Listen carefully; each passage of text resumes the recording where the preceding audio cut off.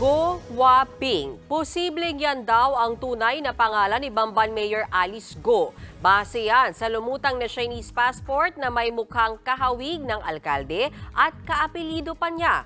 Pero hindi pa rin daw siya yan. Nasa frontline ng balitang yan, si Maricel Halili. Isang dokumento ang inilabas ni Senador Sherwin Gatchalian na magpapatunay daw sa totoong pagkakakilanlan ni Bamban Tarlac Mayor Alice Go.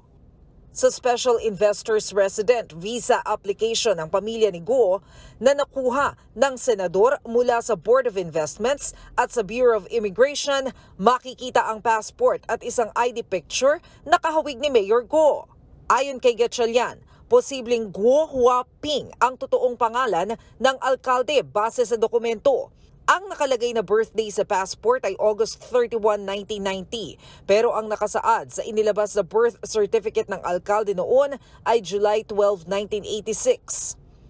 Ayon pa kay Gatchalian, pumasok sa Pilipinas noong January 12, 2003 ang nooy 13 years old pa lang na si Go Huaping. Pero sa China siya ipinanganak.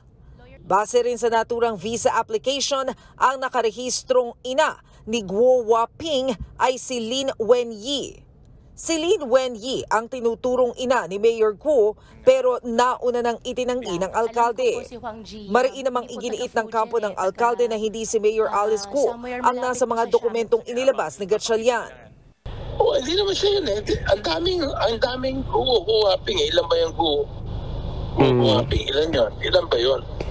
Ang daming Go Huaping. Tsaka hindi siya yun. Kanina, nagpadala ng sulat si Mayor Go sa pamamagitan ng kanyang mga abogado kay Executive Secretary Lucas Bersamin na siya ring chairman ng Presidential Anti-Organized Crime Commission o PAOK.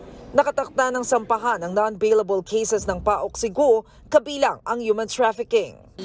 Just expressing the mayor's intention that she is one with the commission to uncover the truth and for justice to prevail. Base sa sulat, hinihiling ni Mayor Go na bigyan siya ng isang masusi at patas na investigasyon.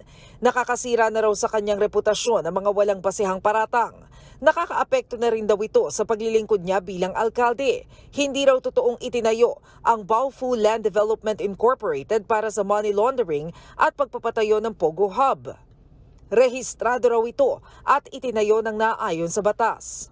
Pero hindi na siya konektado sa Baofu bago pa man siya mahalal noong 2022. Giit pa ni Go, wala siyang kahit anong kinalaman sa kidnapping, illegal detention at human trafficking. Nagbabalita mula sa Frontline, Maricel Halili, News 5.